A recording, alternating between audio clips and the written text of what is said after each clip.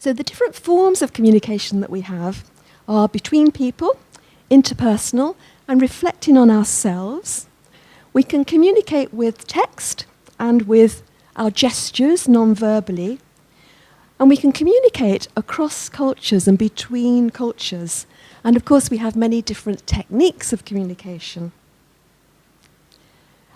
My professor, when I did my PhD at the University of Leicester, I was lucky enough to be studying under Eileen Hooper Greenhill, and she was looking at communication theories for a number of years. And she was the person who really defined education in these different terms. She wanted to really criticize in her work in the 90s this idea of linear communication, which museums were working under.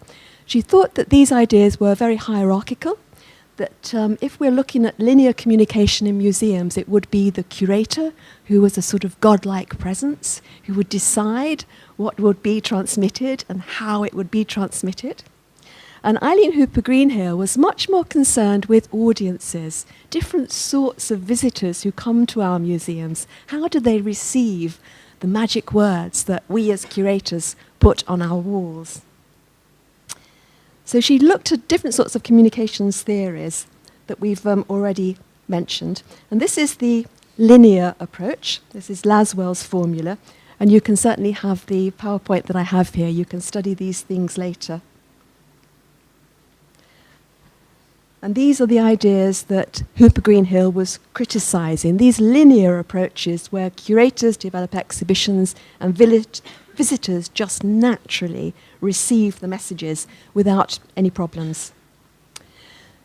Shannon and Weaver have this idea of the feedback loop in museums, which Hooper Greenhill thought was much more appropriate to the museum context.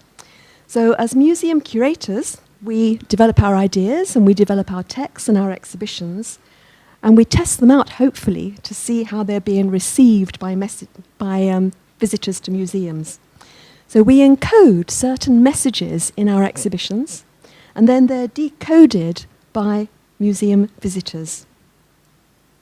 We have exhibition teams who make the exhibitions, ideally including educators, and we work together with a range of different objects and texts, videos, and we take into account the museum context, which is often very noisy, and visitors get to our exhibitions after travelling over concrete floors for some distances, and they're rather tired.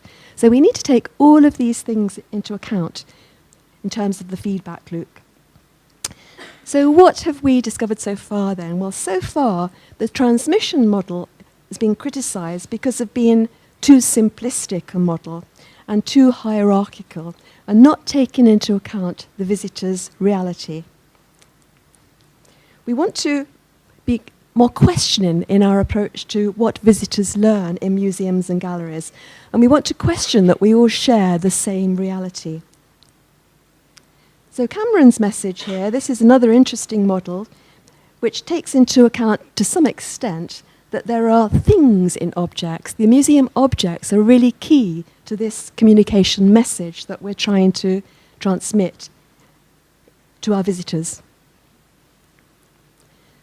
So here we're looking again at Gnetz and Wright's model, which looks at the medium that we have, the objects, the labels and the photographs, and the messages that are encoded in those messages, in those exhibitions.